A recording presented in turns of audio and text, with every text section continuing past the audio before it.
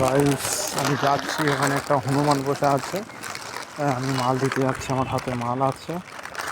এখন কী রিয়াকশান হয়। ওখানে বসে আছে, এদিকে নদী এদিকে নদী। আমি নদী পেরিয়ে মাল দিতে যাচ্ছি ওই দোকানে।